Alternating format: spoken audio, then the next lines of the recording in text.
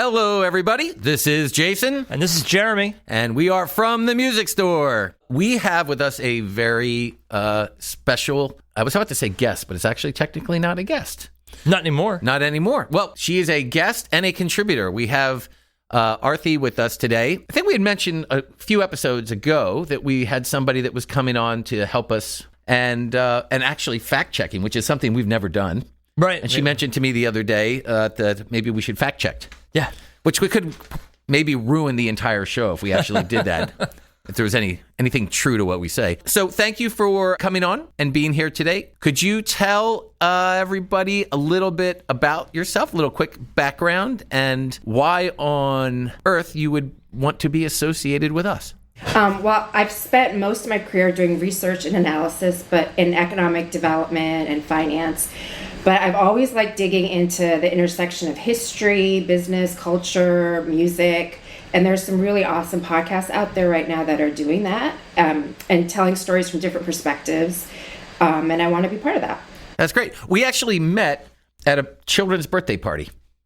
Oh, you two. We did, yes. We met at a children's birthday party. Which is the perfect opportunity to be like, hey, you know what? I've got a podcast. Yeah. You know, so they're like, everybody's like always worried about, oh, what are these kids, like parents liking? Like, of course, there's the one guy. He's telling everybody he's got a podcast. He's got a podcast. I know. It was slightly embarrassing, actually, now that I think about it. I did a good enough job that I She's here. She's here. Yeah. Yeah. Captured her attention. So that being said, we've got some great stuff. She dug up stories and little things for us to talk about, especially in the days that we don't have an interview. It's always good to kind of keep our nose to the grindstone, what's happening in the world of music, globally, I might add, and also from a female perspective. As I admitted on a previous episode, I've been very delinquent in my inclusion of the sexes.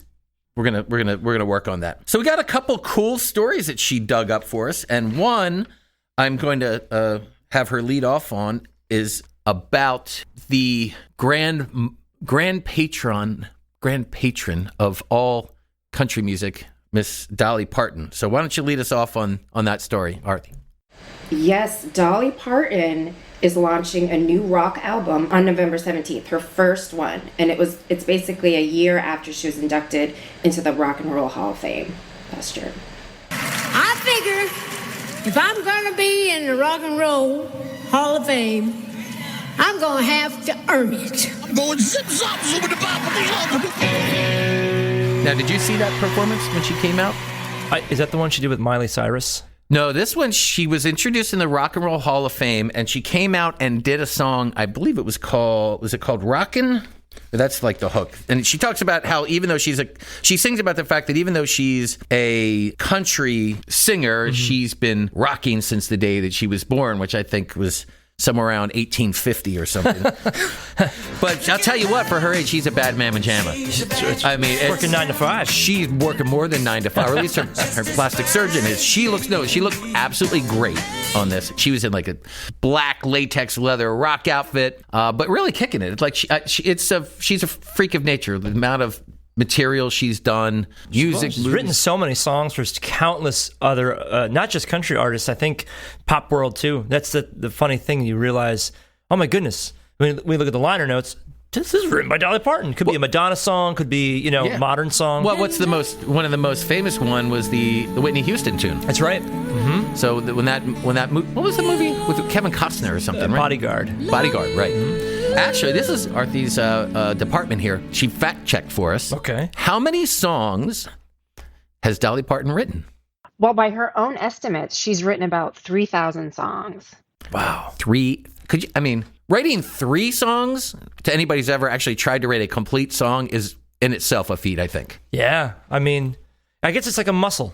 You just got to work it. You got to put pen to paper and be like, I'm just going to write stuff down today. I'll turn it into a song later. Where's your song muscle located? In your cranium. I think mine's in my rear end, but that's it.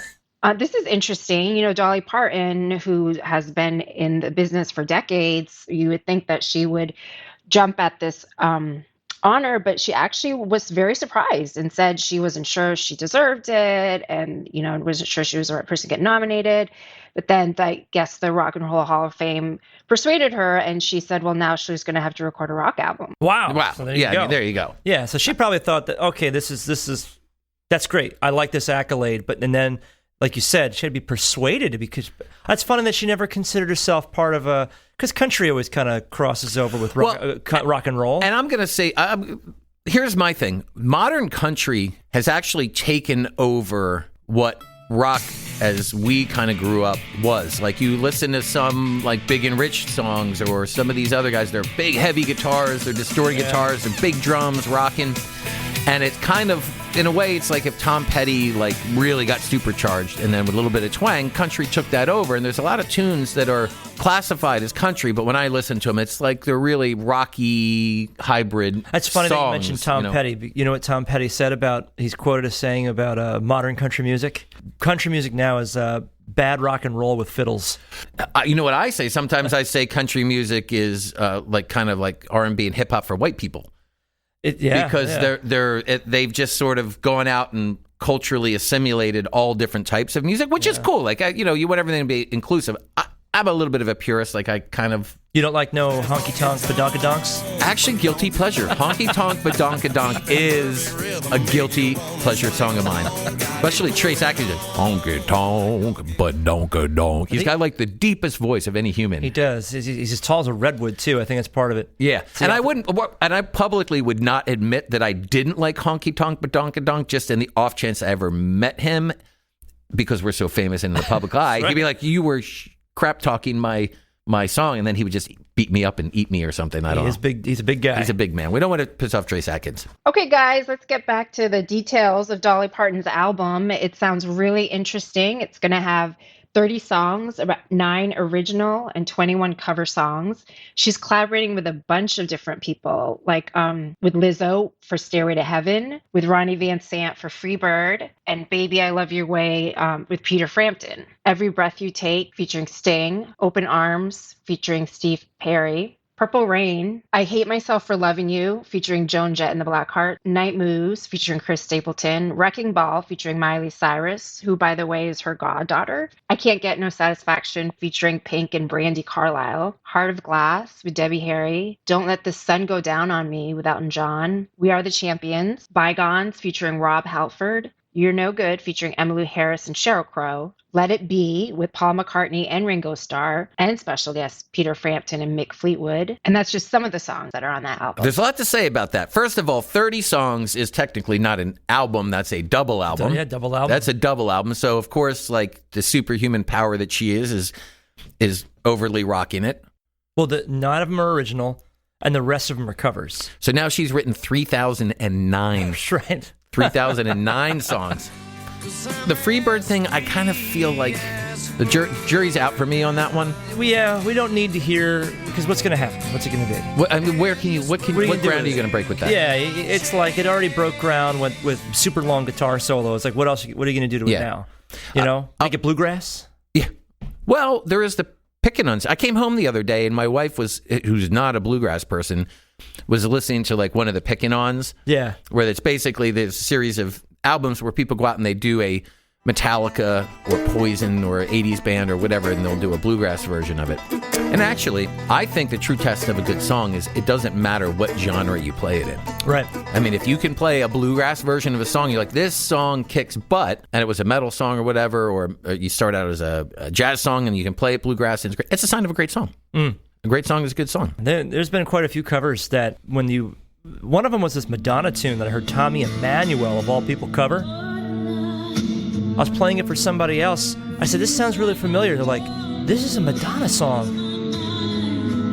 When you brush away like all this 808, the digital electronic drumming and all this other 80s synthesizer mess, that underneath was a great melody and a great hook. And Tommy Emmanuel like countrified it.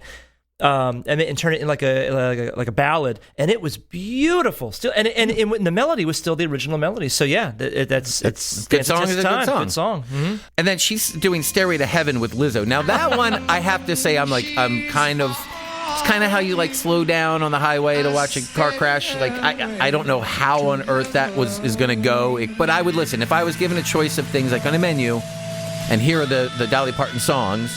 Which one do you want to listen to? The Stairway with Lizzo. I might click on that. I don't think I would. Okay, well that's. But hey, I'm not Dolly. No, you're definitely not. Well, it's interesting because she's up there, original artist with Peter Frampton doing Baby I Love Your Way, another original artist for the other tune that was mentioned, well, technically not, but Ronnie Van Zant, the brother of, doing a Skinner tune, but yet she doesn't try to seek out Robert Plant to sit there and do Stairway with. She gets this, she's Whoa, good point, right, Lizzo, she's like a rap star, right? Well, no, Lizzo's, you can do a whole show on Lizzo. She's cool. I'm down with Lizzo. She's pop. Okay, she plays the flute. Yeah. She's really awesome, actually. Yeah, that I know. I know she plays the flute. But that's interesting, right? So why would you not go Robert Plant on Stairway to Heaven? Yeah. I mean, he's still present. He's doing his thing with Alison Krauss. He's been doing it for a long time. I wonder Those why. are great records. I think they just released their second or third record. I do remember him saying that he needed to let go of that song because he wrote it when he was 22 years old. And he goes, and people wanted to hear it, and now it's like the mid 80s. Yet they're out there with a new drummer, but he was like, I'm done with that song, man. I'm just done with it. I wrote it when I was 22. I'm not the same guy. Yeah. So maybe that's the reason why. It could be, I guess. I'm curious to see what she comes out with, and I'm also very curious to see how well it's received. Now, on one end, if Lizzo doing Stairway to Heaven with her helps introduce kids or a new generation to Led Zeppelin or classic rock, maybe that's a good thing regardless of who's on it. Yeah. I don't know. Anyway, another story that we've got, well, it's funny we should bring this up. Another bit of news about news, and I'll let Arthi read this off again, but tell us some news about the news. Some news about the news is not so happy. One of the more recent layoffs in media is Paramount Global, which cut a quarter of its staff, which means that MTV News is no longer on the air after 36 years. Wow. Who is that? Kurt Loder. I'm Kurt Loder. Kurt Loder, that's right. Yep, and he's apparently a Jersey boy. Wow. From Ocean City. And they even with the state of MTV, they're still doing MTV News? Or they were? I guess. I mean, I just remember MTV News like popping in as like, you'd be watching a video and then there'd be like a 30-second clip like this from MTV. I don't remember it being like, and I could be wrong, but I don't remember it being like it's 5 o'clock, the news is on, and you watch a half hour of MTV. Yeah, it was very blurby. Yeah, just kind of came in with whatever. Yeah, I mean, that's so many people remember stories breaking on MTV. What a sad day. I mean, I had a friend he's older than me, and he goes, I was watching, MTV was on in the background when he learned like that Stevie Ray Vaughan had died. They broke the story right there. They jumped right in. Yeah, they just jumped right in. So now, of course, this all assumes that MTV was actually a music network. I think MTV fell off the music horse a long time ago. So I'm kind of shocked that maybe they lasted as long as they did with the news. It's not like there's any shortage of news happening in music. You know? Oh my God, it's nonstop. Yeah, so it's a sad day. That's a end of an era for sure. I probably haven't watched MTV in 10, 15 years. Yeah, I drew the line when I was in high school. It was TRL, and then like I'm 16 and have a baby. Exactly. Yeah, totally. Like I'm a 16-year-old baby hoarding, whatever. It's just reality TV. Yeah. Or a bunch of people in hot tubs like, oh my God, like you wouldn't like make out and stuff. Hey, you win the show. What show was it? I don't know. Some game show. Yeah, I don't know.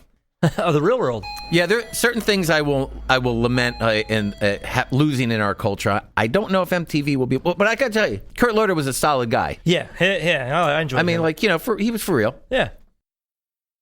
As I get older, my hearing is starting to decline, so I don't hear, as well as I like to. At least that's what I tell my wife. So when she yells at me and tells me to clean the dishes, no. But apparently, there's been a transition in the perceived loudness of our songs.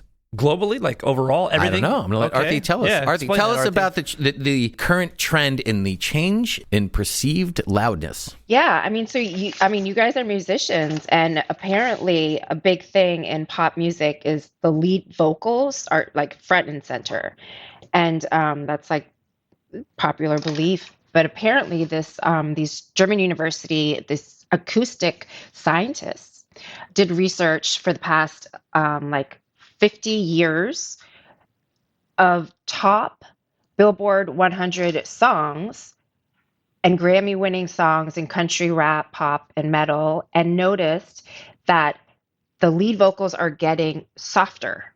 So they have this whole ratio called lead vocal to accompaniment ratio.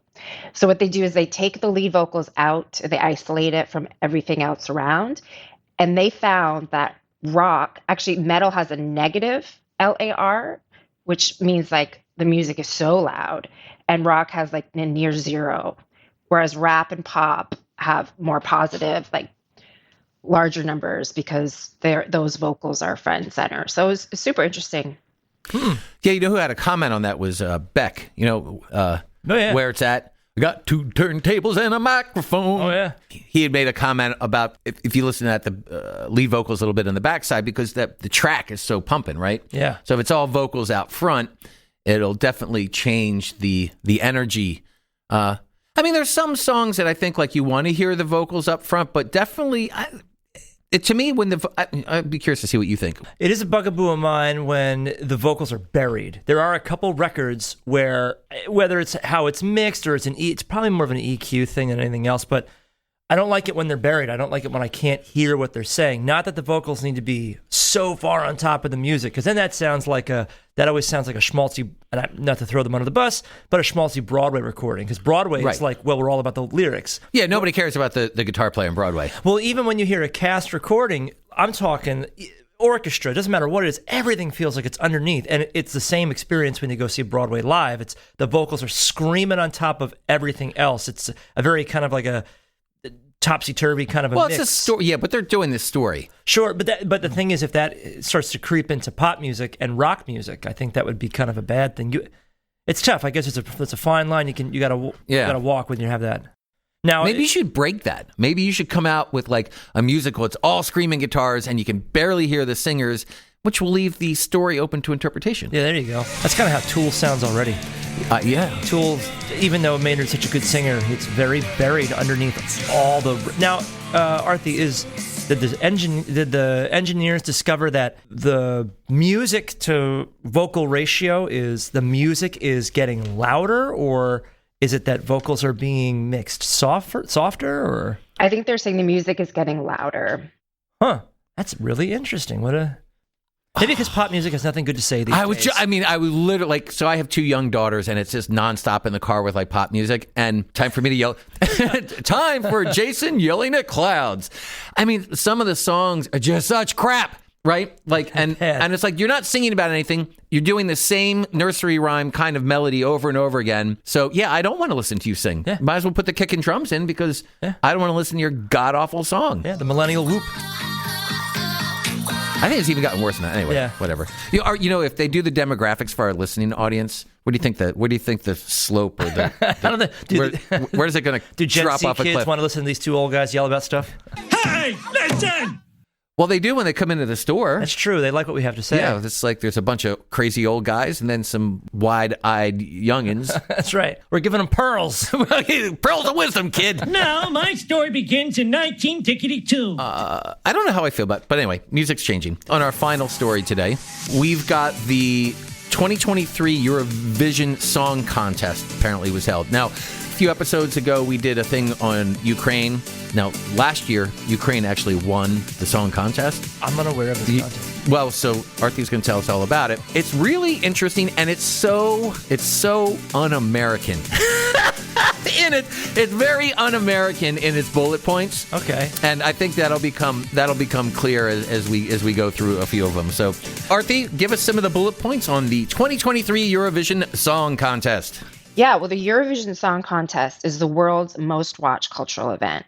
So it's about 52 European countries that compete. And basically, this was started like in the 1950s by the European Broadcasting Union to experiment in live transnational broadcasts around Europe.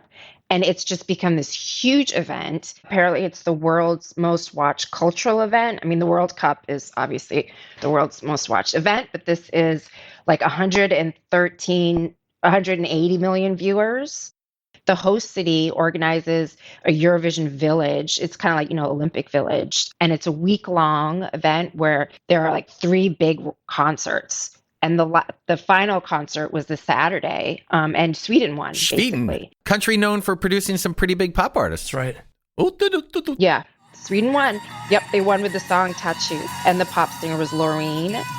And each country submits one original song that can't be more than 3 minutes, and the lead vocals must be performed live. That's pretty much the rules. So that's very un-American. You actually sing live for a television event. Yeah, for television events, man, we do. We're pretty famous for piping it in, don't we? Yeah, I have to say, I think the Dolly Parton one, when she did the rock and roll thing, by the way, was like piped in. Yeah, and she had an electric guitar too, and like you could just tell when she did the big strumming in the intro, it just wasn't right. Didn't mean it was a great song, but it was just.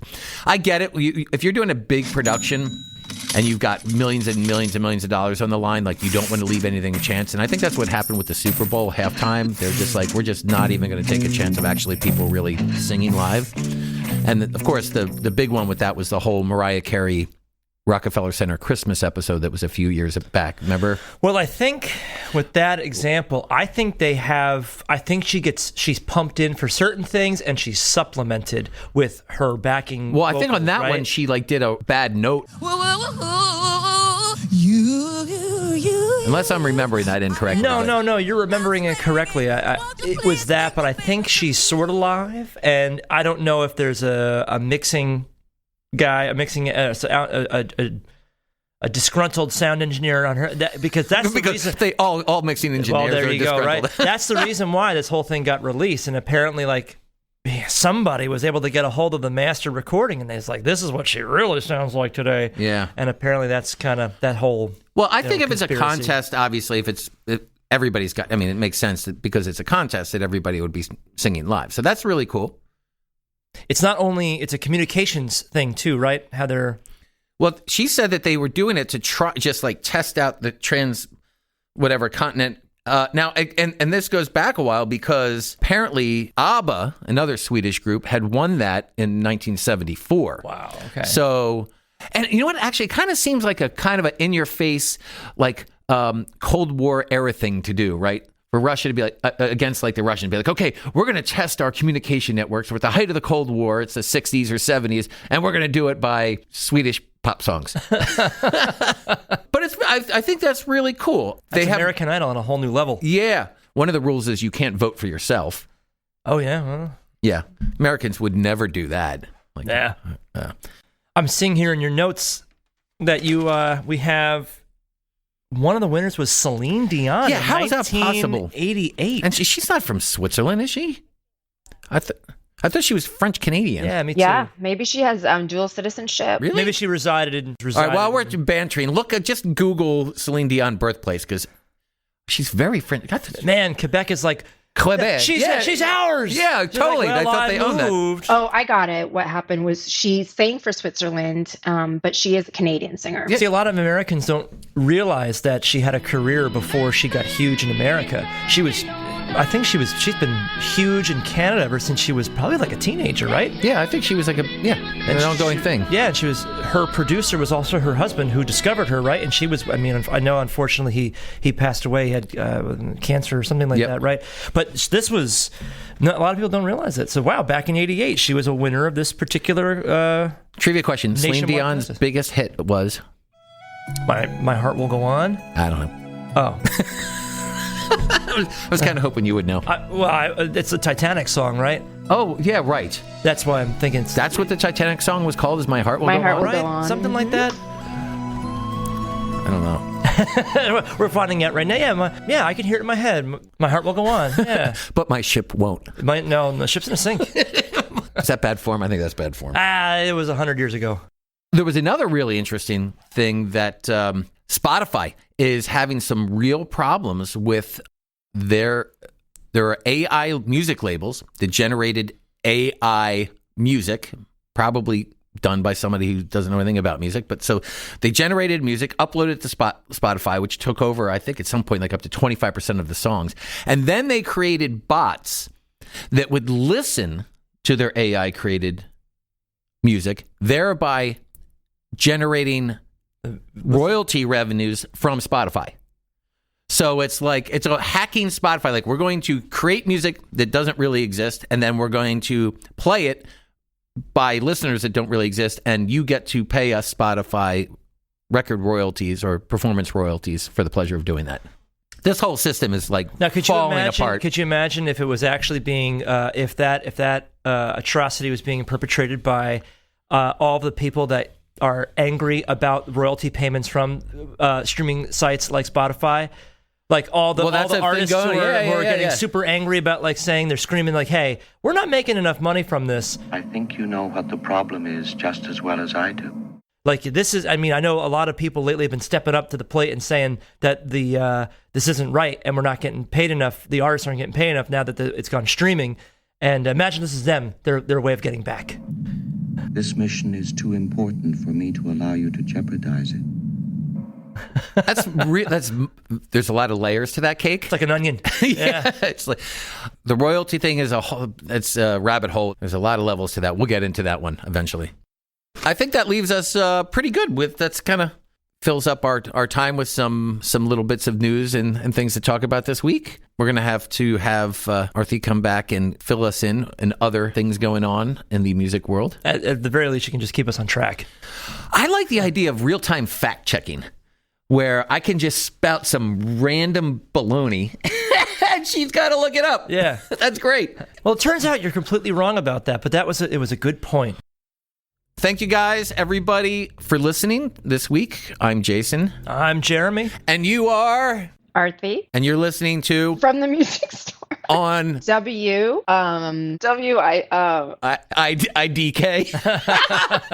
You're listening to WIDK. WBNJ.